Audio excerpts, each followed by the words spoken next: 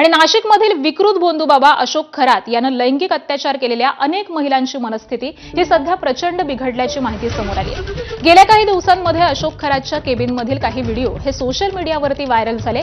या सगळ्यामुळे पीडित महिलांना जबर मानसिक धक्का बसल्याची माहिती आहे। अशोक खरात प्रकरणातील 8 ते 9 पीडित महिलांनी मानसोपचार तज्ञांची भेट घेतल्याची माहिती आहे। या महिला सध्या प्रचंड नैराश्यामध्ये असून त्यांना एकटं पडल्याची भावना सतावते। या प्रकरणामध्ये नेमण्यात आलेल्या विशेष तपास पथकाकडून महिलांना कोणतेही दडपण घेऊ नये, त्याबरोबरच त्या पूर्णपणे सुरक्षित असल्याची ग्वाही ही देण्यात आली आहे।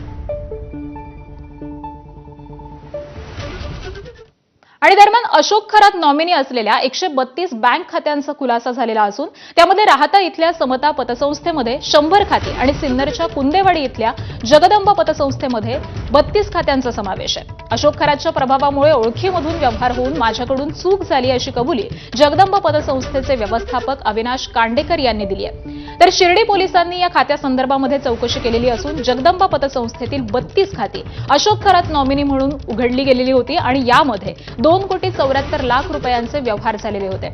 तर अशोक खरातनं स्वतः सगळी कागदपत्र देऊन ही खाती उघडली होती। ज्यांच्या नावावरती ही खाती उघडली गेली त्यांचा या खात्याशी प्रत्यक्ष कधीच संबंध आला नसल्याचं समोर आलंय। शिर्डी येथे मी पोलीस स्टेशनला फक्त जबाब देणे या कामी गेलो होतो। तर जे अनुषंगिक पेपर दिले ते त्याच्या संदर्भात त्यांनी एक जबाब प्रक्रिया ज्या कायदेशीर जबाब नोंदतो आपण त्या कामासाठी त्यांनी बोलवले मला। जे पतसंस्थेत जे सर्व सोशल मीडिया आता झालेले सर्वांना माहिती आहे का अशोक खरात यांची जगदंबा पतसंस्थेत 2,74,00,000 रक्कम होती। त्या संदर्भात जी माहिती आहे तिचंच फक्त जबाब नोंदणीचं काम मी चालवतो।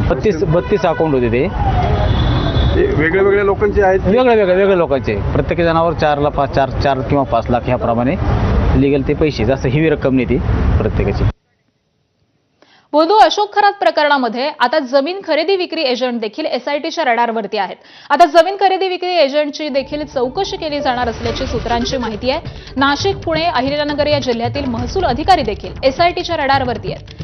60 लाखांची जमीन 22 लाखांमध्ये बळकावल्याचा अशोक खरातवरती आरोप आहे। जमीन खरेदी विक्री व्यवहारामध्ये अनेक ब्रोकर आणि त्याचबरोबर शासनातील अधिकारी हे अशोक खरातला मदत करत होते का याचाही तपास आता केला जाणार आहे।